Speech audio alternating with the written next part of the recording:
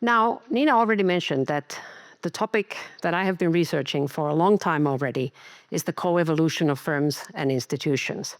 And in fact, what you also heard is that this is not my first installation talk. And it's almost exactly to the date, 30 years ago, that I defended my doctoral dissertation. So because it has been a while, I wanted to just go back to a couple of those highlights that Nina already mentioned that are along the path that brought me here today. The first one was the book that Nina kindly mentioned. I wrote it together with my mentor, John Dunning, and this book was published in 2008.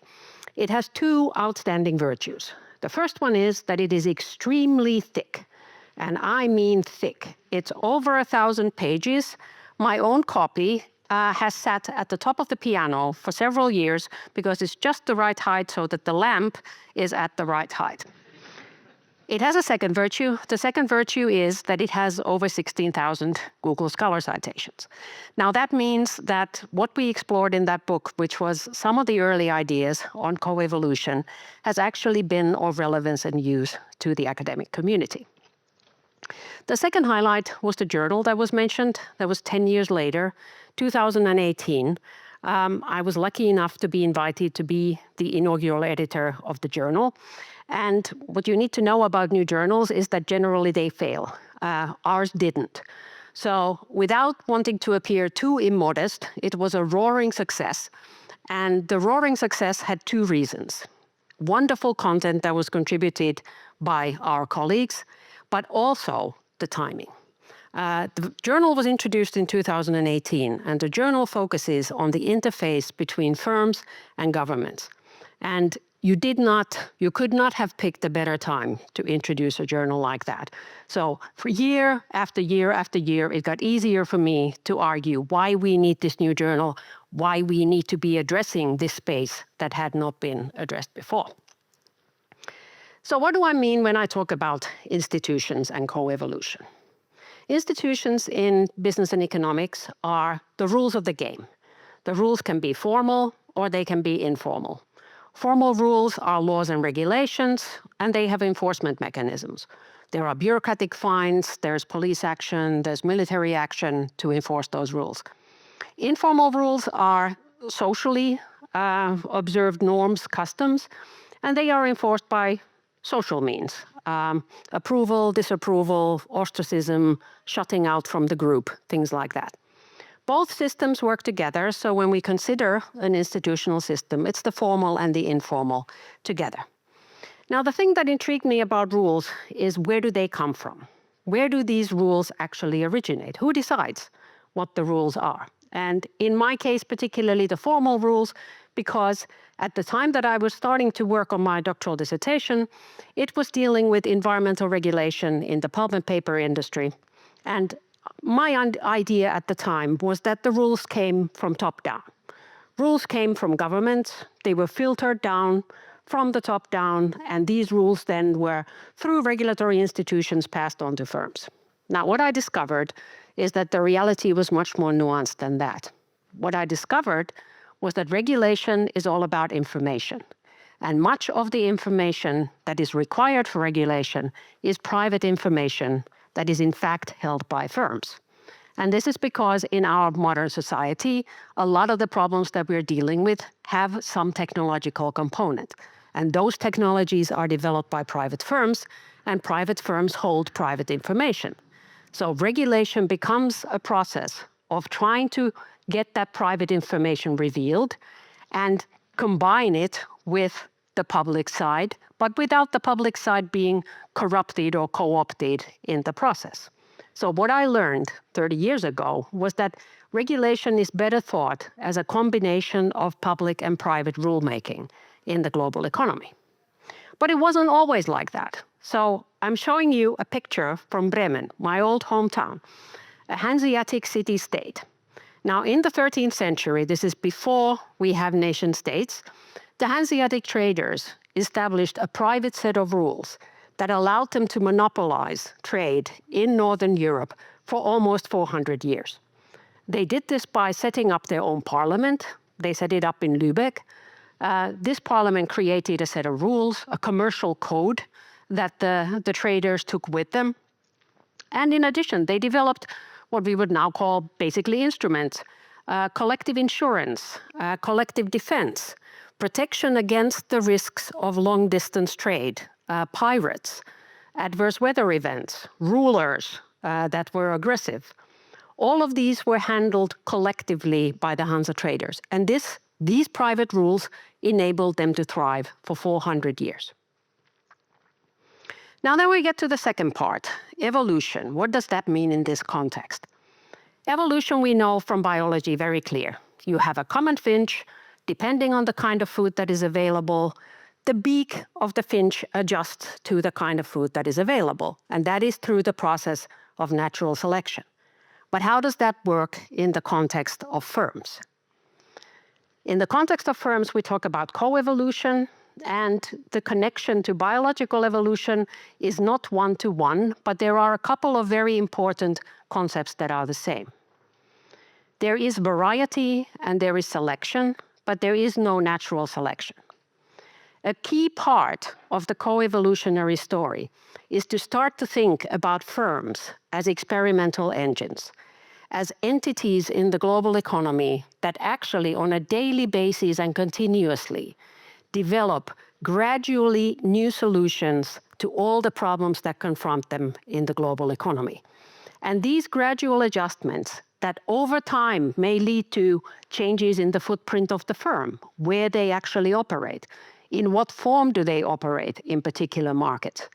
These gradual changes and the bigger changes that follow create variety. Now, the thing about multinational firms that's interesting, all firms do this to an extent, but multinational firms are quite unique because they operate in so many different markets that not only are there market signals that cause them to adjust. This is business as usual, changing prices, changing tastes. But then there are other signals, and it is these signals that I have been thinking about for the better part of 30 years. This is when the rules of the game are changing, when the institutional fabric is changing. And the firms also have to adjust to that. And they have to do that on a continuous basis. They cannot wait for these sorts of uncertainties to be resolved at some kind of a later date. And that's why multinational firms are an experimental engine in this global economy. They create variety. Now, what about the rules of selection? Well, the rules of selection, we can say to some extent there is market selection, so some firms will do better in certain environments than others. But again, the interesting thing is that some of these multinational firms can influence the rules of selection. They can themselves influence what constitutes a good fit in a particular environment. But only some firms can do that. This is very intensive in terms of resources and capabilities. Not all firms have that, but some do. And that is very intriguing in this process of coevolution. Now, in general, we say that firms have three strategic options. So when they face this global economy that is full of different stimuli, market-related, not market-related, so institutional change, changes in the rules, they can do one of three things. The first one is avoidance. Now, we know avoidance is a popular option because when we look at the aggregate data on foreign direct investment, so that is long-term investment from one country to another, we know that it's concentrated in roughly 40 countries. That means 160 countries around the world are not even really part of the global economy. So avoidance is very popular. Just stay away from markets that present too much of a difficulty. This could be corrupt governments, governments that change too often, governments whose policies you cannot trust. Better just to stay away. And large firms are surprisingly conservative in the choices that they make in terms of location. Now, the second choice is then adaptation. Adaptation means that the firm thinks that the institutional environment is basically exogenous. Someone else has made the rules, but to some extent, you have the ability to improve your fit to those rules. So they do this by different kinds of corporate political activity. That could be by cultivating a relationship with bureaucrats and politicians. It could be through lobbying. In some cases, it can be through bribery. But it can also be through acts like sponsoring a local football team or sponsoring a local arts event. All of these are done in an effort to make the firm a little bit more of an insider and to improve its fit. Improve its fit at a time when it can't change the rules. And then the final option, co-evolution. Now, as I said, this is the most demanding. It's not something that every firm can do, but a firm with enough resources who is important enough in the market that we are talking about sometimes has the ability to shape the rules, not only adjust to the rules, but to shape the rules. Now, where does this kind of shaping take place? There are two different contexts where we can see firms creating new rules. The first one, or the first set of these, is what I would call platforms. They are organized platforms of cooperation and negotiation. I have talked about the interface between firms and governments. So that's one level at which these negotiations occur. These companies are talking to government, negotiating with government. Governments sometimes are offering inducements, but at other times it's simply a conversation about what would be the conditions under which the firm would want to invest. And at this point, most of the power is with the potential investor firm. And we talk about an obsolescing bargain, which means that from the moment that the firm commits its resources, the tables are turned. Then it is the host country that is in a better position to renegotiate what the rules of the game are. That's one of the reasons why we see that so little of the global economy is in fact a part of the global economy, because there are risks. But the national level is not the only level. We have cities that are equally interested in doing the same, promoting their agenda, cities that want to be the green city, the sustainable city, and they want to find investors whose agenda matches their own. And cities are also collaborating with other cities with similar agendas, and they are matching their intelligence about these firms to negotiate about the terms of access. And finally, the picture you see is an international platform. This is an event that's organized by the United Nations every 2 years, and that brings together all the relevant decision makers on foreign investment, targeting particularly the 160 countries that at the moment are being left out. But in addition to those organized platforms, where all the parties are showing up with an intention of carrying out some form of negotiation about rules, we have another context in which the co-evolution occurs, and that's when we have institutional voids. And institutional voids are gaps in the institutional infrastructure. So we have a set of rules, but for some reason, and usually it's because there's a great deal of change, there are gaps in those rules. Now, the first situation is often when a country develops very rapidly economically, that's usually accompanied by a great deal of social change, and that creates pockets in which there are discontinuities in the set of rules, and firms can, with their own active agency, take part in creating the new rules. The second context in which that happens is when there are new technologies, so artificial intelligence. Regulation typically lags behind newly introduced technologies, and this opens up more room for firms to, in fact, try to introduce their own rules and not only improve their fit with the idea that the rules are external, but actually trying to influence the selection rules themselves. Now, the latest context in which I have applied these ideas is in the context of the space economy. The space economy is projected to double in size over the next 5 years.